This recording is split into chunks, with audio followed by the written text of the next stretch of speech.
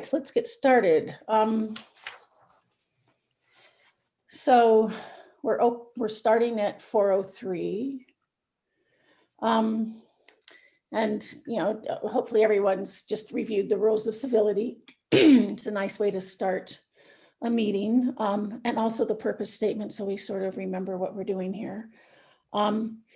So we have a quorum, Mary Rose, but we're still missing Sylvia. But and Jim and Nikki can't make it.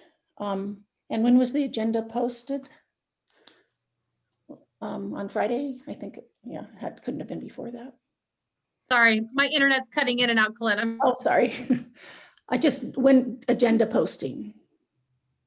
She's frozen. Speaking to me. Frozen.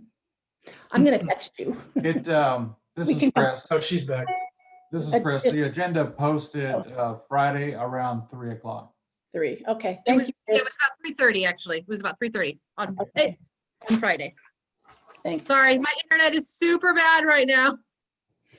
Oh, you're at home. I forgot about that. Yeah. Oh, Yeah. goodness.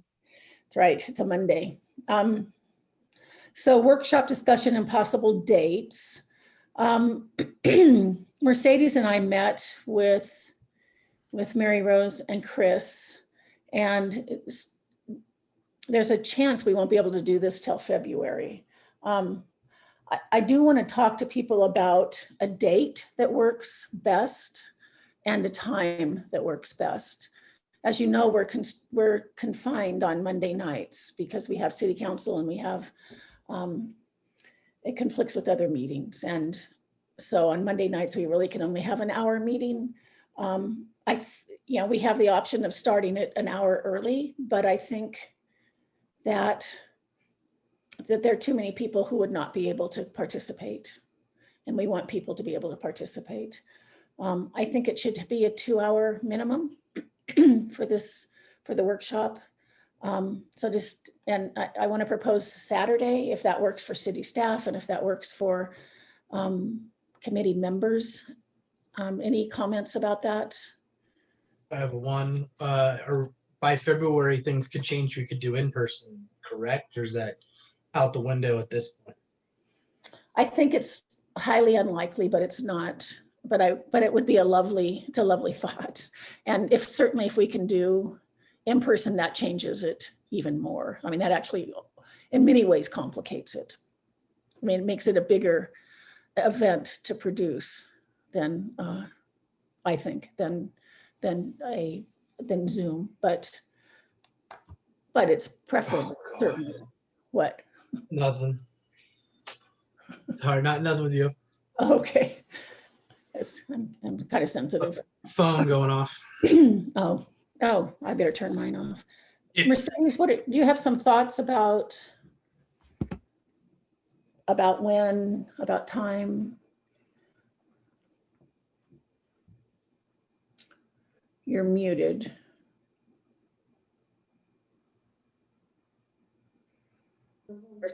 Mercedes? I think she's still muted. Sorry, yeah, I was not paying attention to my name. So I remember last meeting, we talked about having the meeting in the evening or Saturday to allow for community members to join, right? Right. Evening during the weekday is tough, just with the city hall schedule from staff at city hall, I think. I mean, it would have to be, it's hard to predict. If it follows planning commission, I mean, their meeting goes for as long as it needs to go. Mm-hmm. So we can't predict when it would start. And Mondays really are the days that work for the city. So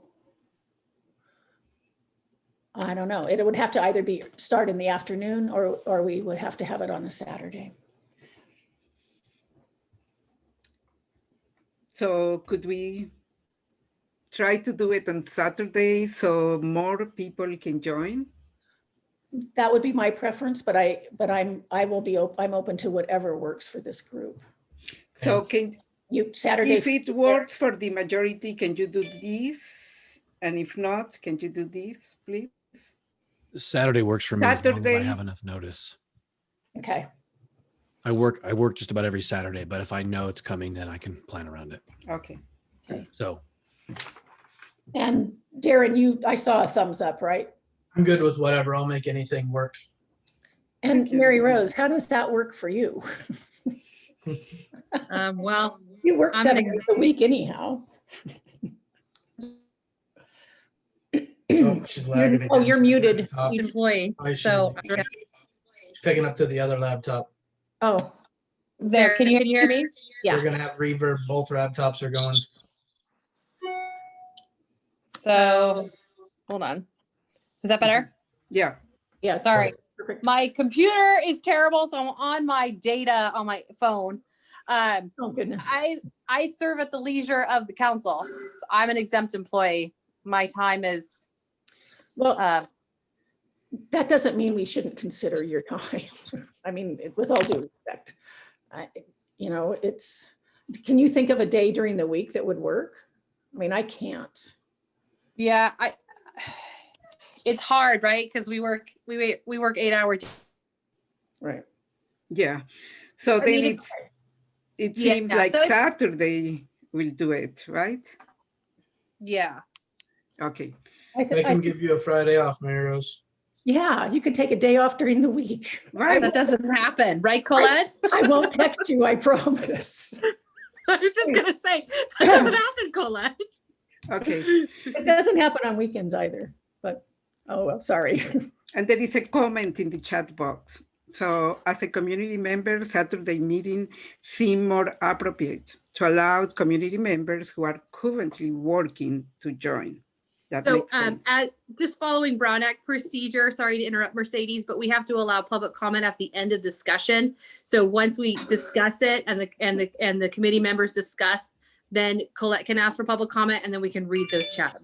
And I wrote it in- Thank you for the reminder. So I won't forget. So, well, let's just make a decision. Let's make a decision for Saturday. Early afternoon. So as we talked about Mercedes and Colette, we would have to look at something after that last February Monday meeting because of the mid-year review and the way the financing works. So it would probably be at the end of February. Okay. At the earliest. What? Well, it's whatever that last meeting is. And So- then having to get everything ready, right? After the social equity committee meeting or after the city council meeting? After the city council meeting. Oh, that's better. Okay. All right. All right, we'll work on that and we'll come up with a date. Okay. And we'll have that date by next meeting. Just in terms of time, time of day, anything better for anyone? I think people show up in early afternoon more than later on weekends and more than early on weekends myself. I'm available anytime, later afternoon. I'd personally like later afternoon as well. So like 2 or so? Perfect. Okay, it's like 2 to 4. Mercedes, how's that for you? Nathan, Thumbs up. thumbs up? All right, cool. Okay, the public may address the committee on any item of public interest, not other, oops, excuse me. So any public comment on this?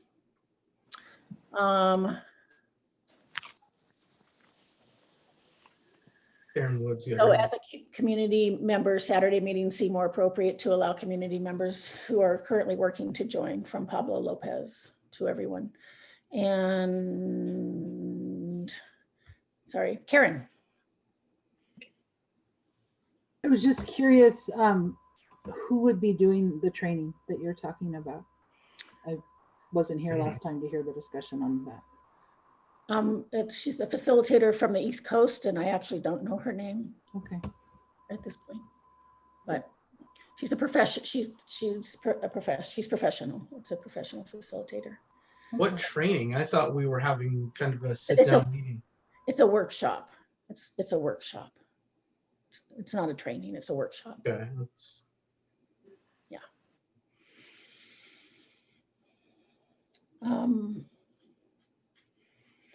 Karen, I can send that to you when I have it. I just don't remember it now. So any more public comment on the workshop? Time? Date? Okay. A new business, additional rules of civility. And would like people to think about this. Just, we need to be mindful of the time. We only have 60 minutes. We don't really have an option to go over 60 minutes, in all fairness to city staff. So I would just ask that people give two people an opportunity to speak before on a certain topic before you interject again. Respect everyone's experience, and productive conversations require acknowledging the reality of discrimination in this forum. We shouldn't be having discussions about whether or not that exists. So any comments about that? Please explain that again. We're not supposed to have conversations about what? Well, just to keep these conversations productive, it requires all of us acknowledge the reality that discrimination exists, so that that shouldn't be part of the Gotcha. the ongoing conversation. I That's all. thought you said we weren't allowed to talk about discrimination. No, you can talk about whatever you want. You said that, I'm holding you to it. It's okay. Anyone have anything else they want to say about that? Or any other questions? Public comment?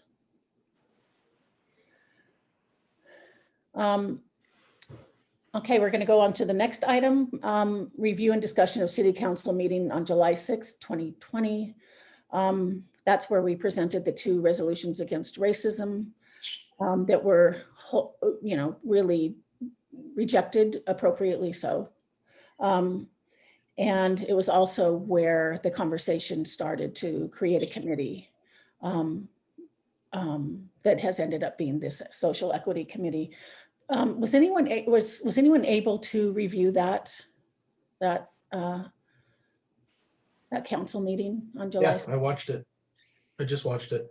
The whole thing, or just the part on this? I hope you didn't watch the whole thing. I skimmed through the first part till it started around that 2-hour mark. Then it starts from about there, a little before. I watched it as well, and was actually surprised. Was heartened, sort of. I just thought there were a lot of smart comments, actually from many different vantage points, including yours, Mercedes. It was, and yours, Karen. That was actually quite, I thought, a enlightening city council meeting. And I asked people to review that just to provide some clarity about about why we're here and why we're having this conversation. And because any comments about that? Was it interesting? Okay, or not, it doesn't have to be interesting, but Aaron. No, it was so Mercedes is one of the ones that pushed a very valid point, and one of the things I'm going to harp on, and I've been harping on. She said, pinning the poor versus poor, looking at drugs, homelessness, lack of jobs, all that things that everyone keeps shushing me up. Every time I bring it up, she brought that up to add into the social, but we're focusing on just the racial thing. I saw her speak well, very well. She did a good job, and she laid some key points. We have not seen the George Floyd event here. And then she said that we need to break down the institutionals. Well, I'd like to know what institution she's talking about. What is the institution? Okay, and I would like to stop there for a moment and to go over to review the PowerPoint we have for today, and maybe that can bring some information. But also I would like for us to consider that the reason we are having the workshop is because we want to have a common language and basic concepts. So we are talking about the same thing. I don't think that right now, it's already 4:18. I don't think that this is the moment to have a big conversation about what that means. But Well, I I've asked the can, question. but I can post in our public site or through the city council some videos or information that can be available for everyone. So I think what is important right now is one of the things that Colette mentioned. So the basic concept here is that we acknowledge that discrimination exists and that the committee was formed to move towards racial equity. How that looks like, how we are going to do that, well, that is what we are going to find out together. So we're not going to answer my question, is what you're saying, and move on? Yes, I am saying that I am not going to engage in this moment, but there is something in the PowerPoint that will address that. I guess I'm just useless. I'll just sit here and be quiet. Any other comments from the committee?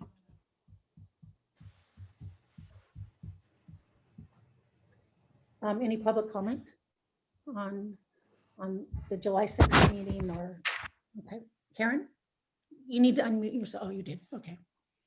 Darren, I just want to say institutional racism is referring to the entire institution that runs our country when it is used, whether that's schools The concept of institution, she said institutions here.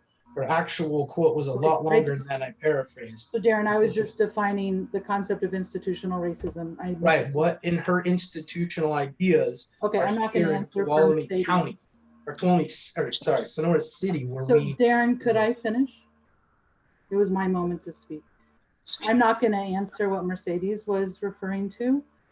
Institutional racism, though, when it is used, refers to all institutions, whether that's government or schools or medical, any form of an institution. That's when it's used in a broad term. So is the place of an institution to take sides of one people or another? Or is it the job of the public to stand up and speak for themselves? I just answered your question, what institutional racism is. I don't think you want me to go further.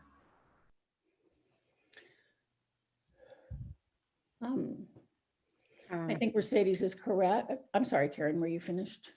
No, go ahead, Colette.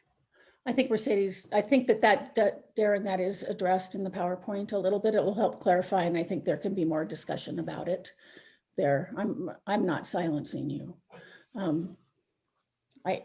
I think it is addressed in the PowerPoint, however. So any more public comment about the creation of this committee and why it was created and just the intent that we were asked, what the intent behind the ask that the city create this committee. So seeing none, Mary Rose, can you, or Chris, I'm not sure. Oh, I'm sorry, another public. Megan? Yes, hi, my name is Megan Mills. Hi, Can Megan. I be heard? I Hi. haven't seen you since you were a little kid.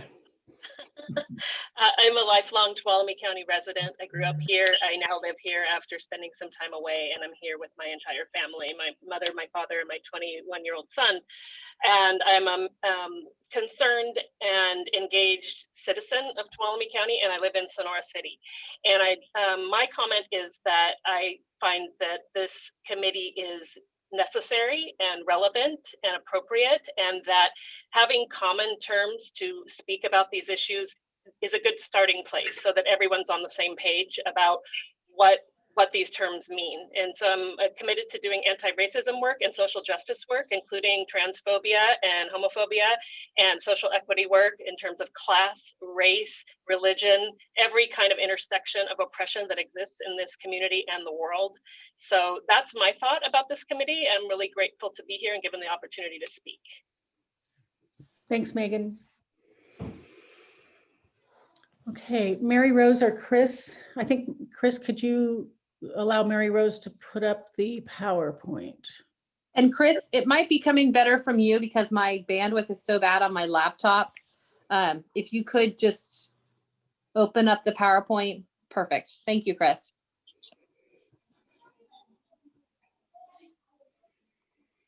Okay, next slide, please. This is just a way for us to engage in this conversation. We open this space by acknowledging that we are an Indigenous land. We recognize the contributions and historic importance of Indigenous peoples and the need for truth and reconciliation in our communities. We stand on the land of the Miwok Nation. I invite you to take a moment to acknowledge the land you stand on.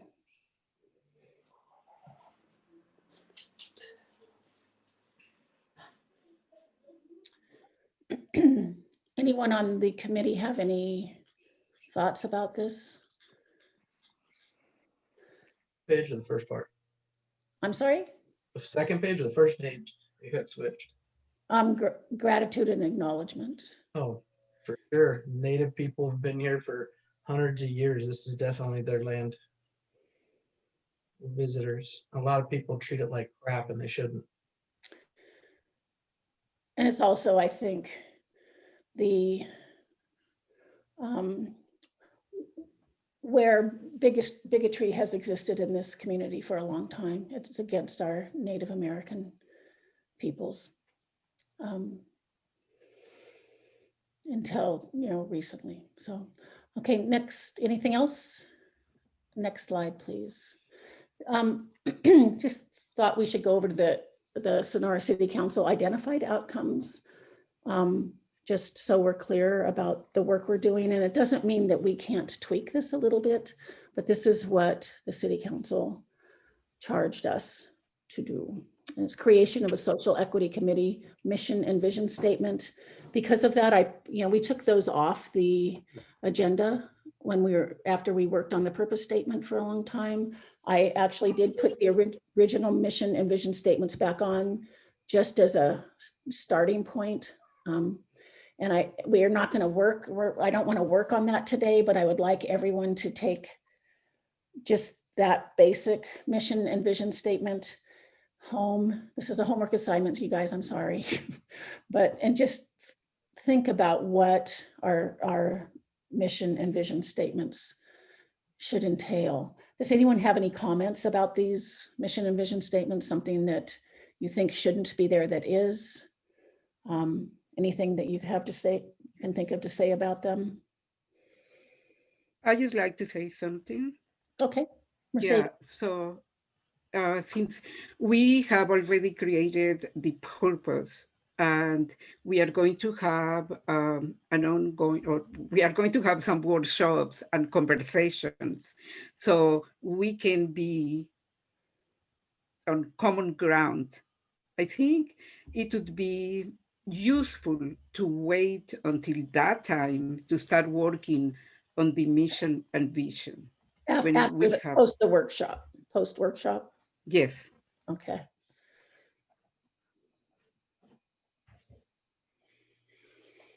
Okay, that's fine with me. I just sort of want to follow the direction of the council, so we can do that at any time. Also, creation of a social equity resolution. I don't think we're even at any point right now, we haven't even started to be able to create that. That was one of the outcomes that the council asked. But I think that that's very late in the game, even after the vision and mission statements, and certainly after the workshop. Review and possibly update the possible update of city value statement. And I actually have not read that recently. So I will bring that. That will be on the next council meeting. We can look at the value statement just so that we keep, just not to even work on updating it, but to keep it in the, keep the city's value statement in the back of our mind as we do this work. Because it is, we are doing this work for the city. Review and possible update of city policies on racial sensitivity. Darren. I think I'm with Sylvia on this one. I think we're not the experts. I think Mercedes has said that many times. I'm not comfortable changing any city policy on anything. I think we have many more people that are capable of doing that, are in situations that do that. I don't think we should have a recommendation at all on any city policy. Well, I would like to review them. My guess is there's not a lot on racial sensitivity, but I'm sure there is. I'm sure there are policies about. You know, I mean, I don't think the city has On discrimination. Right. Sorry, sorry, Council. No, that's you. Yeah. Thank you. There are on discrimination. So I think it would be helpful for us to read them. And it's also helpful to read, you know, back to that sort of institutional racism stuff. You know, institutional, I mean, and I don't mean to be the one who defines that phrase, but institutional racism happens, frankly, at almost every level of public discourse. And it's not that anyone thinks that it's racist or biased or discriminatory, but in fact, it goes on. It goes on in our healthcare systems. It goes on in our what can we change to school, fix that? It's by first of all recognizing it. Nothing happens until we recognize it and see it. And we have been. You know, things become so common, we don't even see them. We're blinded by them, all of us. And it's not that we're, you know, we don't see it. We grew up in a country that we grew up with it. We grew up with movies and cartoons that were incredibly racist. To you, maybe, not to me. Excuse me, and I would like to interject here, because one of the suggestion that Colette just read at the beginning is there are many perspectives, but we need to acknowledge that those perspectives exist. So probably you haven't experienced that. Other people have experienced that. So let's just hold that thinking for a moment. And because it is not productive to debate if it's true or not. No, I agree that there is racism. My thing is some of the things you guys are narrating racism, I don't see in Sonora City, where we get to have a say, the 3x3 square miles. Some of it, yes, some of it we're not talking about that we do see. The people that own the gas stations, the people that own the liquor store. Has anyone talked to them? Those are seeing some real racial stuff. We're not bringing that stuff up, but we're talking about other means of seeing racial divide. It's a negative topic, and no one wants to bring up the positive of what there really is and some of the negative. It just seems like everything's going to get glossed over. I'm not a gloss over kind of person. This hurry up and get things done in 59 minutes and 59 seconds is BS. There needs to be conversations. There needs to be debate. There needs to be talk. Everyone here needs to understand everyone else's matter of an opinion. And this BS that we have to hurry to get through and then do homework that we do, a huge sheet, and we don't get to talk about it, that's BS again. That we don't want to commit to things that I ask about when homeless and the drugs and the everything else, and we just brush it off and move on to something else like my opinion doesn't matter. I get you guys want to push your agenda and your way that it's going, and I'm not saying that negatively. You're pushing what you have in light. but I have questions. I want answers to my questions. I want to bounce ideas back off of you. I want to have a better understanding, but you guys don't do that. No one here has sat down and had a debate. No offense to anyone here. I have heard, I'm expanding my thing. Sorry. God dang it. I have heard very little from Sylvia. I've heard very little. I'm going to screw your name up. I don't know why it's not doing it. Nathan? From Nathan.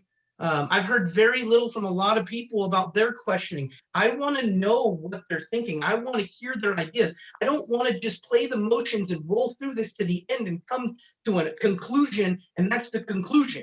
We're not helping anyone understand by just going through the motions. This is typical politician crap. We don't need to be doing that. We need to have open discussion. I think, Mercedes, you do a great job. When I watched you on the city council meeting, I'd like to talk about some of that since it was in the agenda of what we're reviewing, and then you pushed me off and you want to talk about it and address it later. No, help me understand before I watch a PowerPoint. Help me understand beforehand. Let's have open dialogue. We're not having that. We're jumping through the motions.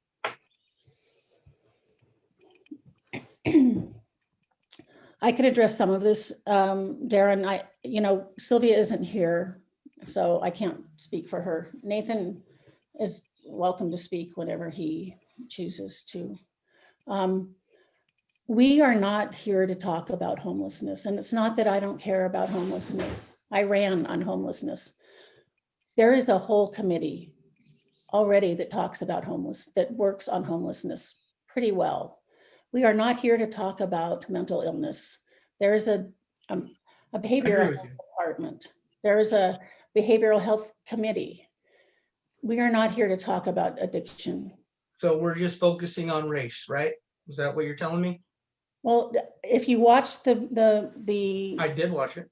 And was that the charge? No, that wasn't the consensus. Mercedes was the one that talked about drugs, homelessness, lack of jobs. How are we creating jobs? What type of mission statement can we do to bring jobs in and things like that for our community? There was a lot of topics in there, and you guys are just glossing over that race. This is BS again. Wait a minute. So we reviewed tonight, Darren, the objectives of the city council from September. I didn't get to that one. I didn't have enough time. I was sick.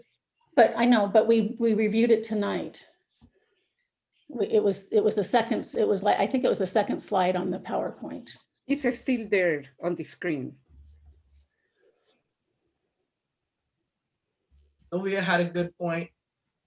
We shouldn't be changing policies. That was the start of this conversation. I'm totally able to review it and look at it and read it because I don't even know what they are. But whatever they are, I'm not willing to change a policy that someone higher up should be doing. If there's a policy that needs to be changed in the fire department can take care of it. If the police department needs to do it, police can do it. If it's groundskeeping, groundskeepers can do it. Not 7 people who have no idea what the hell they're doing should be making any policy that the city should be running on.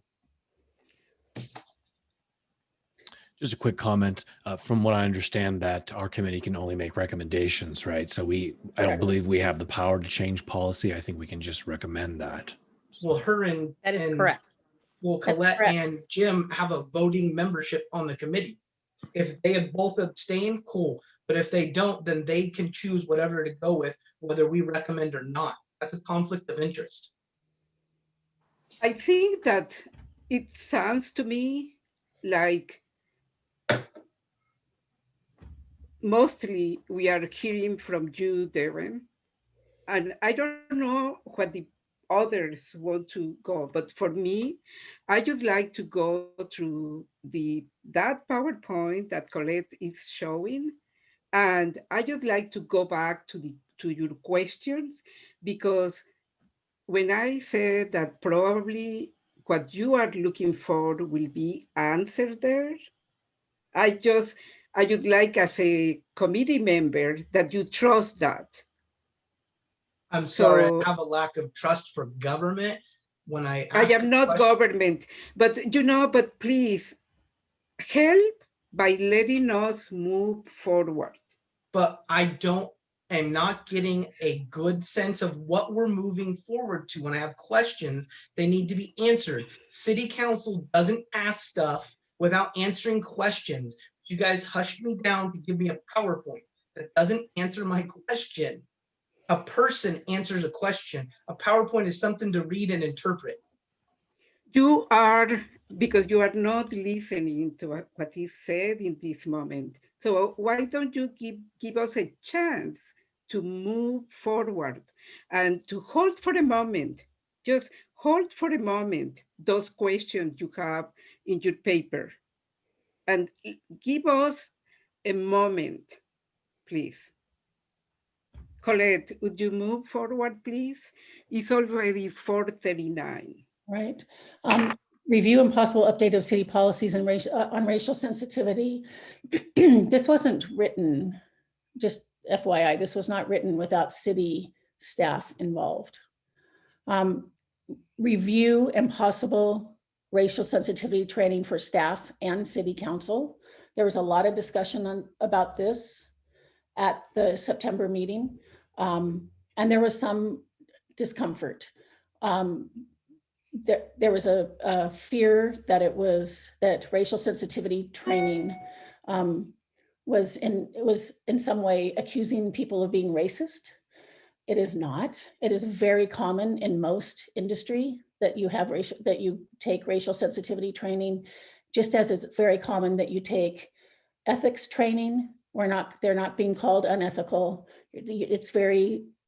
Most people have to take sexual harassment training. It doesn't mean that you're sexually harassing anyone. It is enlightening. It's a way to open your thoughts about all the ways that you can, as a government official, be behaving unethically when you have no idea that it's actually not ethical. So the same is true with racial sensitivity training. It's not calling people racist. It's to show the things that are hurtful and actually racist that we are not aware of, and to not continue to allow it. We also were asked to have some community partner engagement to ensure proper circulation of racial and diversity sensitive material for the community at large. There are a few community groups who have asked to work with us. The schools, the schools are one of them. And there are a few others that I don't really want to name quite yet, but there are 3 community groups that would like to partner with us. So I think that's pretty exciting. Mercedes, did you have something else you wanted to say? No? Okay, these are the outcomes. Next slide, please.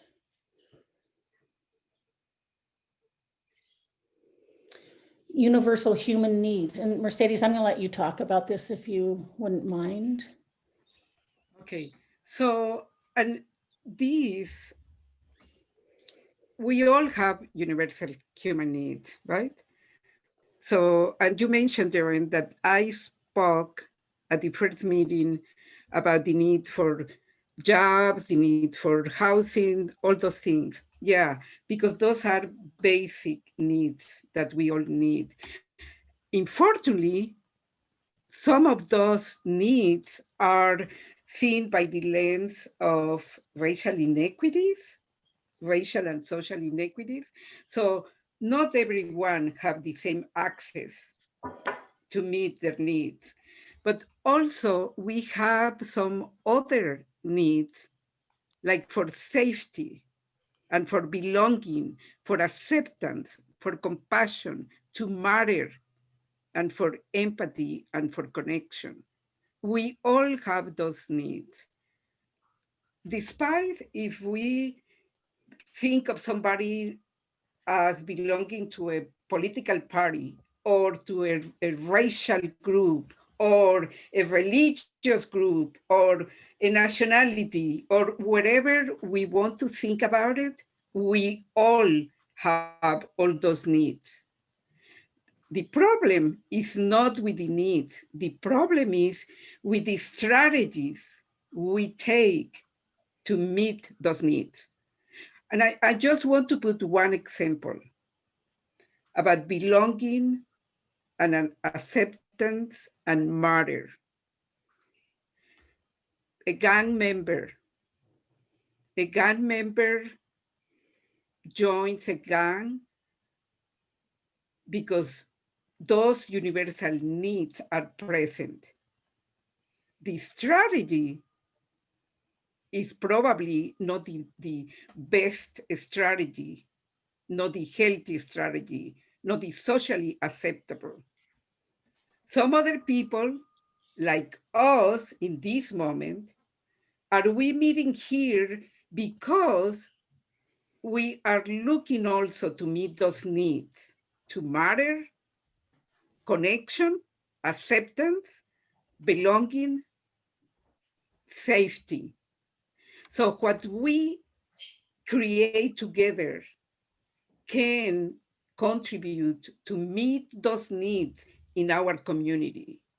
And when we think about the different groups, not only racial groups, that could be, or ethnic groups, that could be Latinos or racial, like Black, Asian, etc. But I am also talking about people that are poor or that are homeless or many other communities. So what we do can have a ripple effect on making our community safe for everyone. And as we said in our purpose, we want everyone to feel welcome and accepted, to feel that there is a place in our communities for everyone. Can you please move to the next?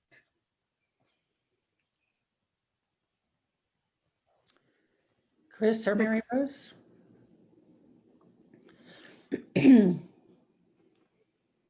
Chris, are you there? I can't. Oh, there he goes. Okay. I'm like, I can't move it. Thank you. I'm a little slow, sorry. Okay, so as I was saying, so every action, the actions we take are our strategies to meet those needs. So every action is an attempt to meet a need. Some of those strategies are not the most helpful. So what I invite all of us is that to look beyond our lens of disagreements, to look at the needs we are trying to meet, and to offer not only compassion, but to offer the possibility of listening for understanding, not necessarily listening for agreement. We can disagree and we can still be in connection. And that is what I hope that we can do together and that we can model that in our community. Disagreements, but without breaking the connections, without attacking each other. We may feel hurt in the process, but let's try to trust each other. Let's trust that the purpose of our committee is that acceptance, belonging, safetyness. And one last thing, we react to situations based on what we have experienced. So we tend to react. So it would be good for all of us to learn ways. Like, for example, if we want to say something, but we don't want to stop a dialogue, maybe we can put something in the chat, or we can do some notes, or we can learn to not react, but to respond, to think about things and then respond in a more meaningful way. Thank you, Colette. That is all what I would like to share on this. Okay. Any comments from the committee? Any public comment? Okay, next slide, please. Mercedes, I'm giving this one to you as well. Okay, so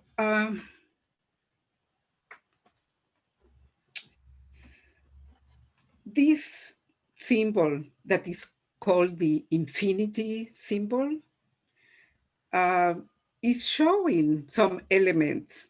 You can see on the top, history. So we have a history in this country, right?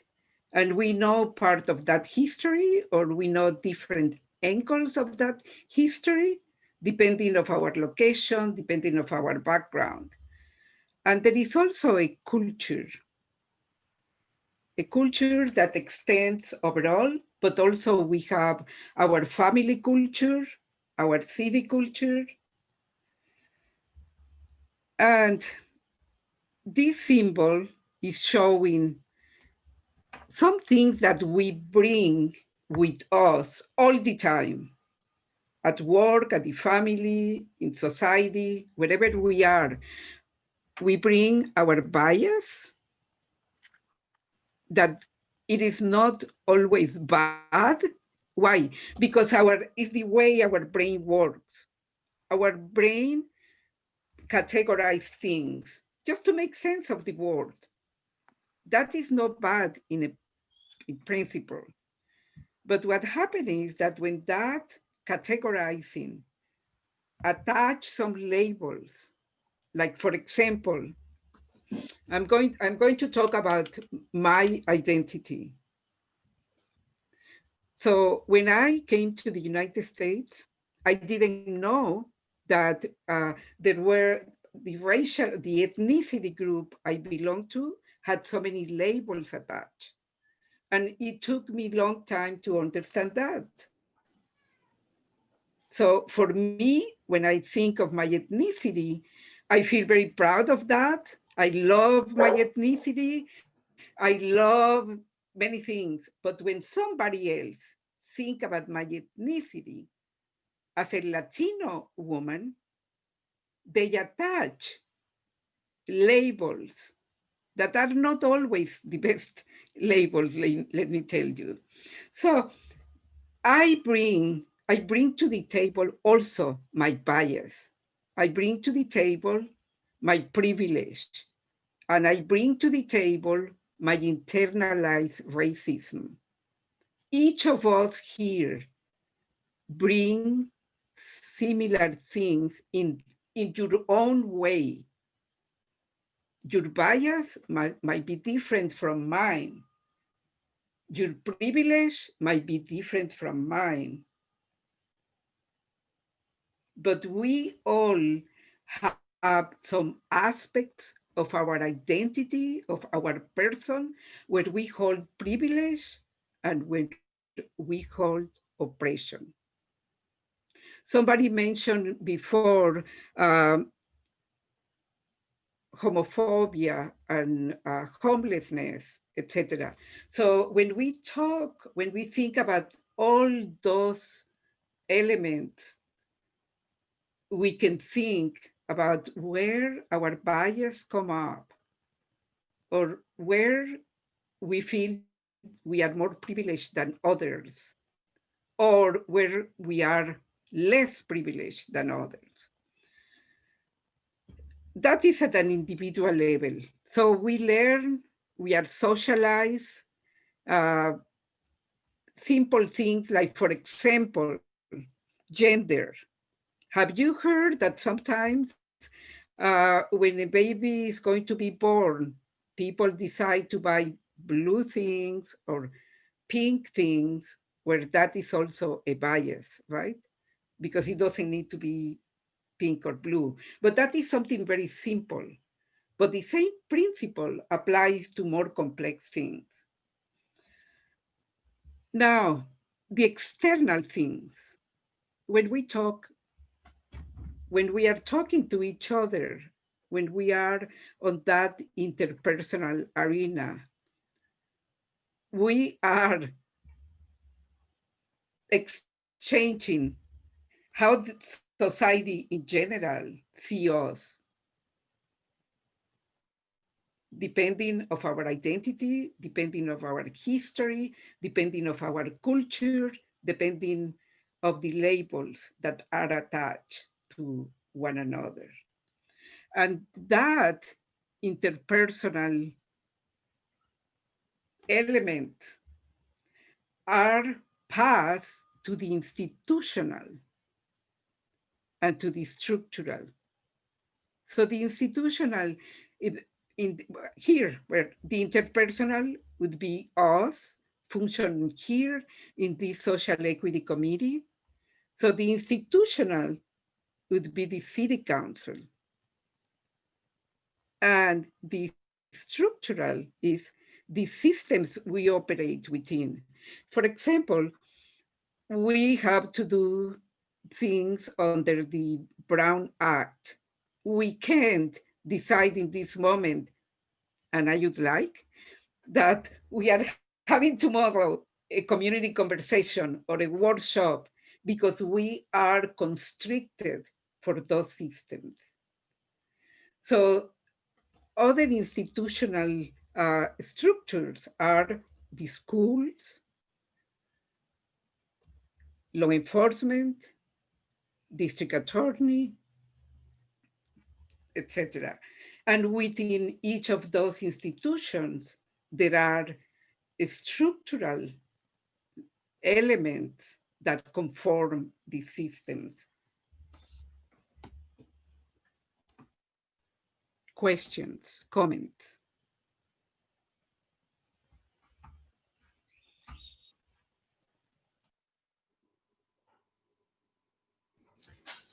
Any comments from the committee?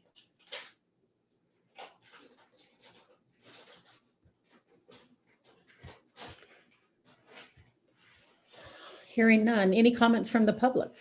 Would anyone like to speak from the public? Yes, I'd like to make a comment if possible. Okay, Pablo.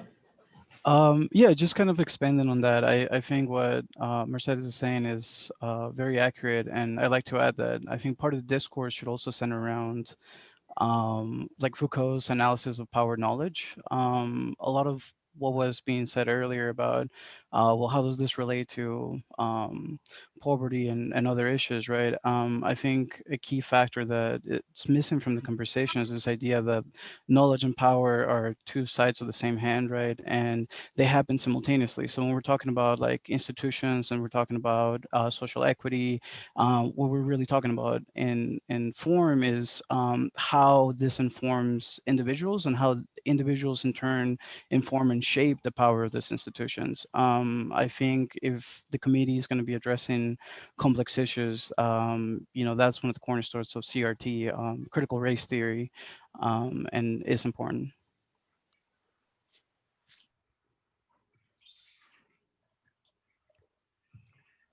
Thanks, Pablo. Anyone else?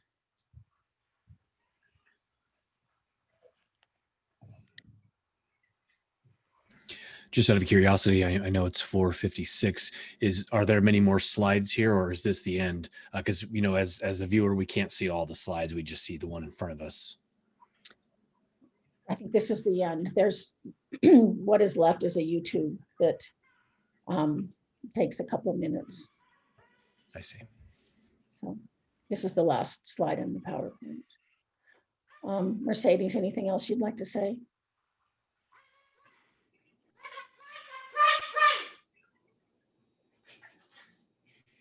No? Okay. Darren?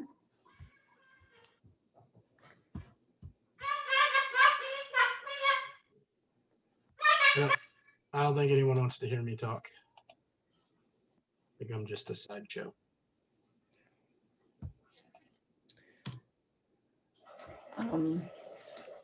Uh-oh, I think I just,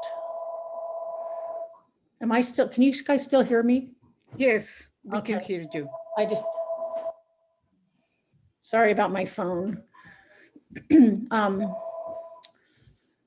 So next on the next part of this is a YouTube video. Could that, Chris, can you play that link?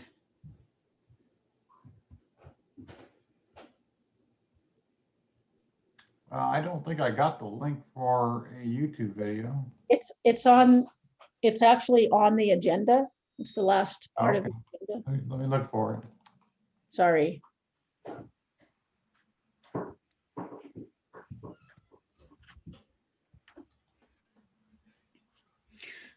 Well, like, while Chris look into that, I want to say that we all want to start talking about more substantial things, right? And we want to have a dialogue. And we want this space to be open to the community, to bring things that happen in the community that you are interested in sharing. And we want to hear also your ideas. We want to hear what is important for the members of the community that are here.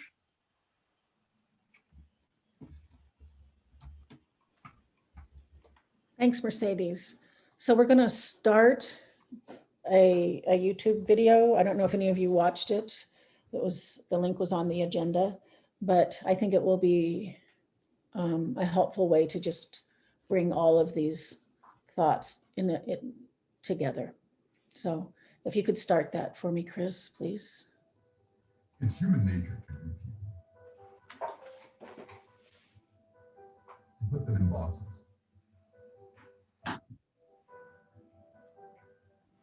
But what makes us us and them them?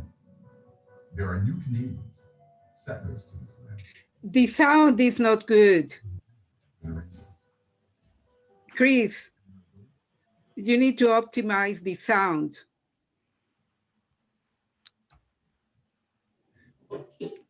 There are two options before you share the video on the Zoom that you can click on, so the sound will be okay.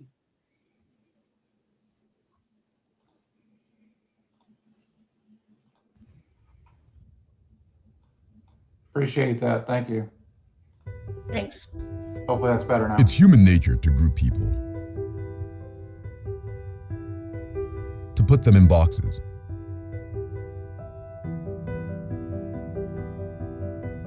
But what makes us us and them them? There are new Canadians, settlers to this land, some recent and some who've been here for generations. And there are those who are indigenous to this land and have been here since time immemorial. There are those we share something in common with, and those we don't.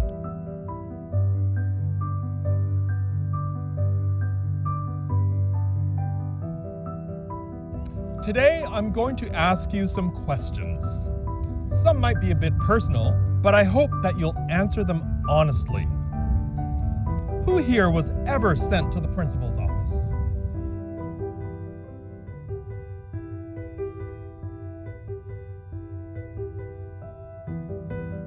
Who's an overachiever?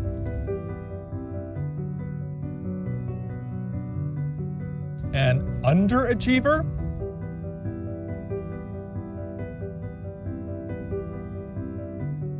And then there's us. We who consider ourselves Canadians. And we who share this land.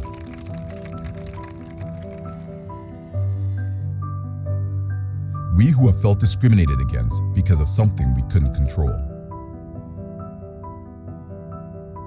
We who rush to judgment. We who have been bullied. We who have bullied.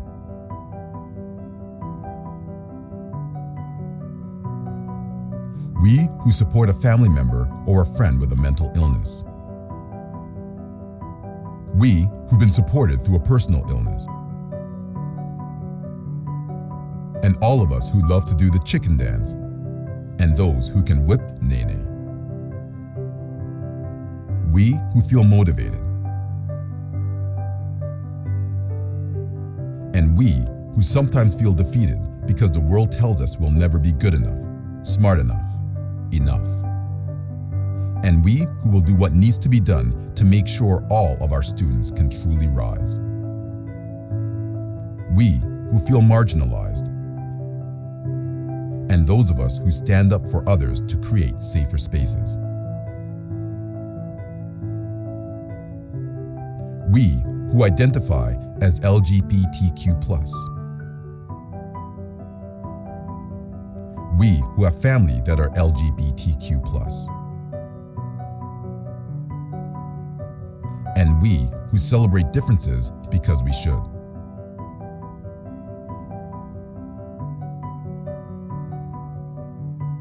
We who inspire. We who also inspire. And we who have been inspired.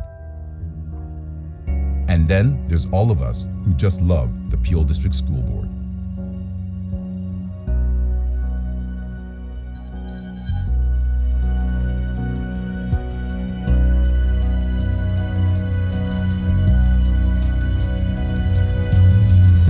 Maybe there's a lot more to the Peel smile than we think.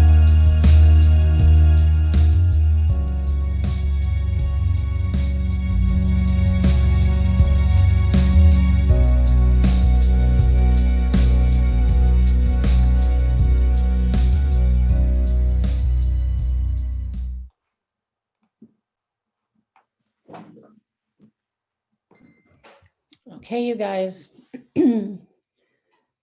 Lots of good conversation here tonight. A couple things we need to work on. Any comments?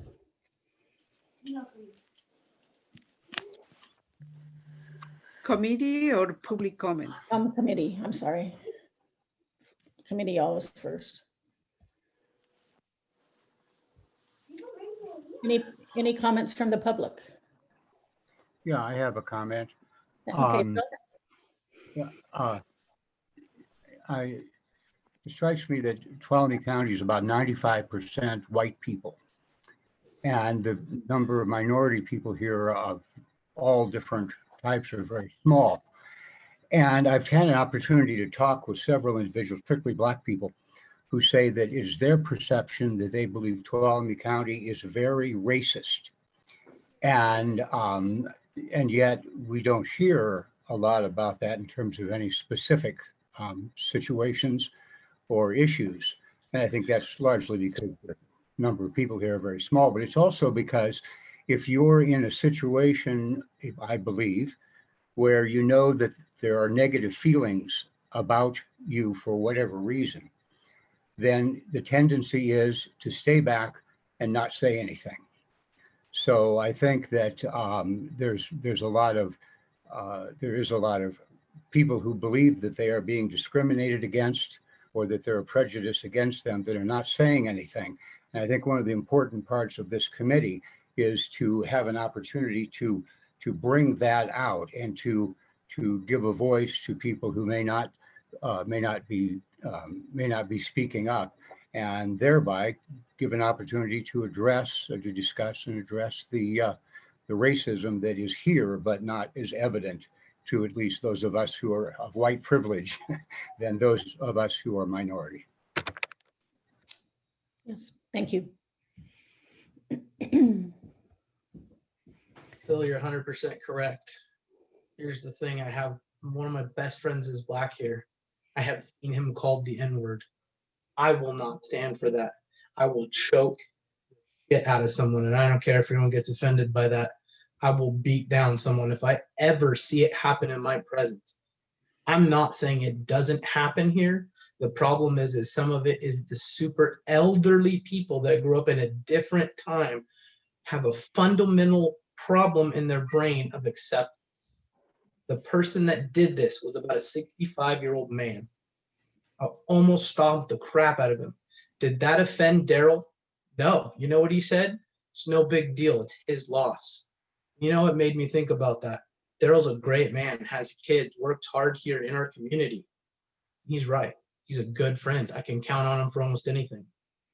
And the problem behind that other guy's situation was probably taught from his parents because of a different time. Didn't have to do with he was taught that by friends or acquaintances. He's older. It was a different time. But I agree with you. Some of them aren't saying anything, but some of them don't ever change their mindset because they don't let it affect them. If you ever get a chance, you go watch David Goggin. He's a Navy SEAL. He is so inspirational, half black, half white. There's a lot of comments that he makes that's exactly how I feel. You'll understand. David Goggins.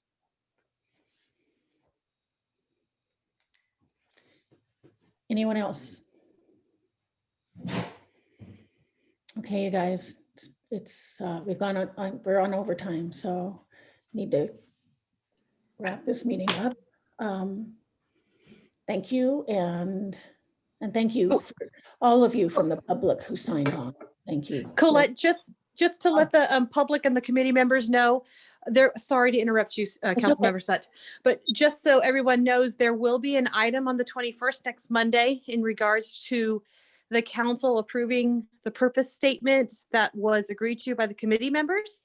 So that will come before the council for their final approval on Monday, the 21st.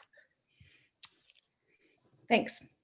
I actually didn't know that was going to the council just next week. Anyhow, thank you, and thank you to committee members for staying here, and thank you to the public. Please sign on. Your comments, I've read all your comments. They're very helpful to me, and thanks for being here. Thank you, everyone. Bye.